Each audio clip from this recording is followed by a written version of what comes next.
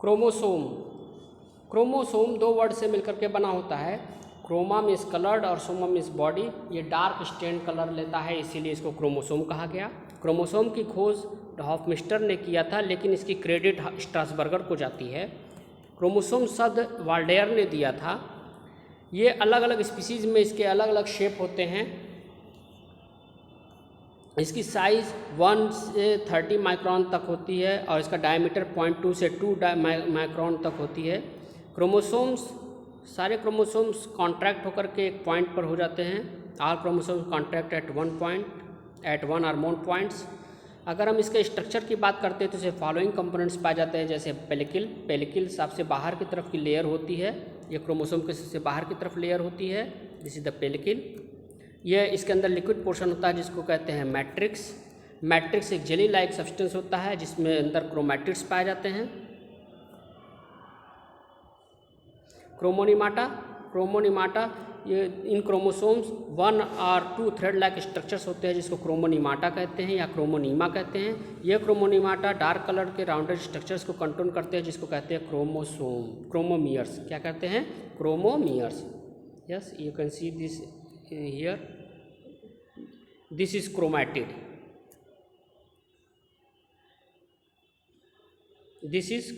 this portion is known as chromatid। इसके अंदर long thread like structures होते हैं, इसके अंदर लॉन्ग थ्रेड लाइक स्ट्रक्चर्स होते हैं जिसको कहते हैं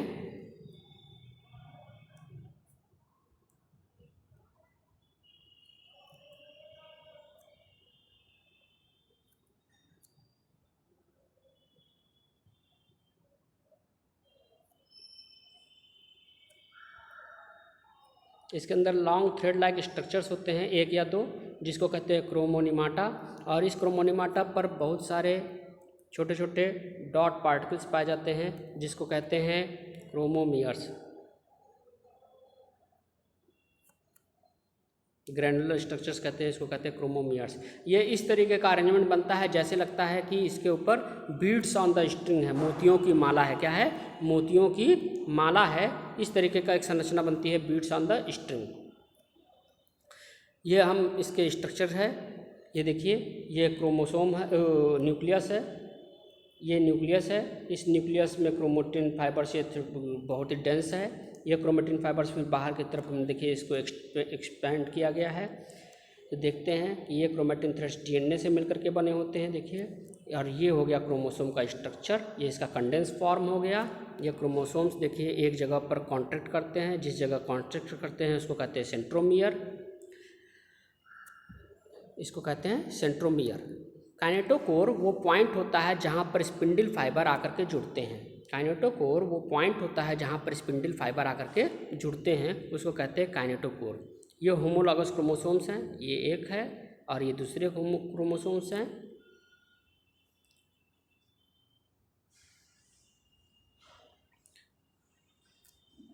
हर क्रोमोसोम में कुछ कॉन्स्ट्रक्शंस होते हैं। पहला कॉन्स्ट्रक्शन जो होता है उसको कहते हैं प्राइमरी कॉन्स्ट्रक्शन या सेंट्रोमियर कहते हैं। इस पर दोनों आर्म्स आ करके जुड़ती हैं, इस पर दोनों आर्म्स आ करके जुड़ती हैं। ये वाली आर्म भी आ रही है और ये वाली आर्म भी आ रही है, दोनों तरफ से आर्म आ रही है। यहाँ पर देखिए ये वाली आर्म आ रही है, ये वाली आर्म आ रही है। डिफरेंट कलर हम लोग सेलेक्ट कर लेते हैं। ये आर्म आ रही है और एक आर्म ये आ रही है। तो ये देखिए इस जगह पर जुड़ी, तो इसको कहते हैं सेंट्रोमियर। ये प्राइमरी कॉन्स्ट्रक्शन बनाती है। कभी कभी सेकेंडरी कॉन्स्ट्रक्शन भी पाया जाता है जो सैटेलाइट क्रोमोसोम बनाती है। जैसे अगर ये क्रोमोसोम है तो कभी कभी सेकेंडरी कॉन्स्ट्रक्शन भी पाया जाता है, जैसे ये एक कॉन्स्ट्रक्शन हो गया, ये सेकेंडरी कॉन्स्ट्रक्शन हो गया। और इस तरह के क्रोमोसोम जिसमें सेकेंडरी कॉन्स्ट्रक्शन पाया जाता है तो ये एक पार्ट बढ़ जाता है जिसको कहते हैं sat chromosome. Here you can see that it help in formation of satellite. Satellite क्या होता है? Rounded structure situated at the end of the chromosome. ये राउंडेड स्ट्रक्चर होते हैं। Yes, you can see that this is the chromosome. ये primary construction हो गया, यहाँ पर सेकेंडरी कॉन्स्ट्रक्शन हो गया। और ये जो पार्ट होता है इसको कहते हैं सैटेलाइट कहते हैं या सैट कहते हैं। और ऐसे क्रोमोसोम जिसमें सैट पाया जाता है, सैटेलाइट पाया जाता है, उसको कहते हैं सैट क्रोमोसोम। क्या कहते हैं? Sat chromosome. Telomere, end of the chromosome is known as telomere. Telomere क्या होता है?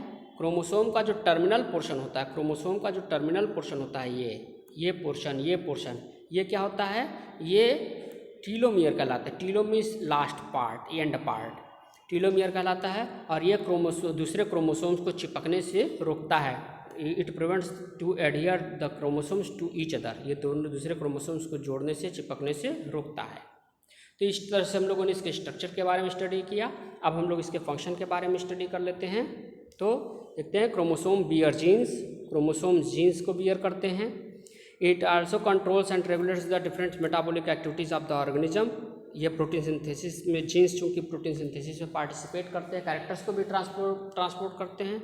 और ये कोड होता है इसके ऊपर, डीएनए कोड होती है, ये प्रोटीन सिंथेसिस के लिए भी रिस्पॉन्सिबल करते हैं। जीन्स कैरियर कैरेक्टर को भी कैरी करते हैं, एक जनरेशन से दूसरे जनरेशन में ले जाते हैं। तो जीन क्या होता है? What is gene? Gene term सबसे पहले मेंडल ने दिया था। जीन को मेंडल ने फैक्टर कहा था, क्योंकि उस समय जीन के बारे में इतना कोई क्लियर कट कॉन्सेप्ट नहीं था, इसीलिए उन्होंने इसको क्या कहा? फैक्टर कहा था। लेकिन जीन शब्द 1909 में 1909 में जॉनसन ने जीन शब्द दिया था। Gene are the chemical basis of the inheritance, और ये पार्ट ऑफ डीएनए होता है। Genes are the part of DNA which is responsible for a particular character. DNA का वो पार्ट जो किसी एक कैरेक्टर के लिए रिस्पॉन्सिबल होता है, वो क्या कहलाता है? जीन कहलाता है। मॉडर्न कॉन्सेप्ट के हिसाब से जीन की बात अगर हम करते हैं तो सिस्ट्रॉन, म्यूकॉन, रेकॉन, 3 एस्पेक्ट से हम देख सकते हैं। जो इन यूनिट ऑफ इनहेरिटेंस होता है उसको कहते हैं सिस्ट्रॉन, जो म्यूटेशन जिस पॉइंट पर होता है उसको कहते हैं म्यूकॉन, और वो पार्ट डीएनए का जो रिकॉम्बिनेशन में पार्टिसिपेट करता है वो कहलाता है रेकॉन जीन। जीनोम क्या होता है? किसी भी ऑर्गेनिज्म में जितना सेट क्रोमोसोम पाया जाता है वो उसका जीनोम कहलाता है। प्लाज्मोन, अगर उसके साइटोप्लाज्म में क्रोमोसोम्स पाया जाता है तो उसको प्लाज्मोन कहते हैं। न्यूक्लिक एसिड की बात करते हैं तो न्यूक्लिक एसिड 2 तरीके का होता है, डीएनए और आरएनए। डीएनए डीऑक्सीराइबोन्यूक्लिक एसिड और आरएनए राइबोन्यूक्लिक एसिड होता है। डीएनए ये मेन जेनेटिक मटेरियल होता है in almost all living organisms. ये ऑर्गेनिजम्स के कैरेक्टर्स को और उसके फंक्शंस को डिसाइड करता है। DNA is main constituent of chromatin and chromosome. Chromosome का एक डिफिनेशन ये भी बता सकते हैं कि chromosome is a compact form of DNA, that means this chromosome is made up of compactly arranged of DNA. RNA is ribonucleic acid. It is not a genetic material, but in some organisms like viruses it acts as genetic material. RNA synthesis mainly occurs in the nucleolus. RNA जो होता है ये protein synthesis में help करता है, और RNA का synthesis generally nucleolus में होता है, इसीलिए न्यूक्लियोलस को store house of the RNA कहा गया है। तो इस तरीके से हम लोगों ने इस सेक्शन में हम लोगों ने क्रोमोसोम के स्ट्रक्चर, फिर उसके बाद उसके फंक्शन, फिर उसके बाद जीन के बाद फिर डीएनए और RNA, that means nucleic acid के बारे में स्टडी किया, और आज हम लोगों ने इतने सेक्शंस के बारे में स्टडी किया। तो इस तरीके से आज हम लोग क्रोमोसोम, जीन और न्यूक्लिक एसिड के बारे में स्टडी किया। ये सेशन यहीं पर समाप्त होता है। Thank you.